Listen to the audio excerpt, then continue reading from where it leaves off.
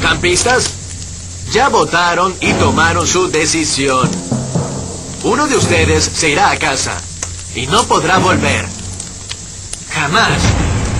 Cuando mencione sus nombres, vengan a buscar sus malvaviscos.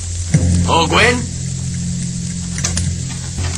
Cody, Justin, Izzy, Lindsay, Katie, Duncan. Este es el último malvavisco de la noche.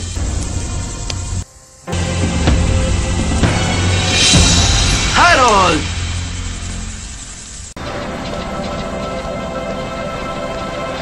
Si se termina la noche y se hace de día y yo quiero seguir estando.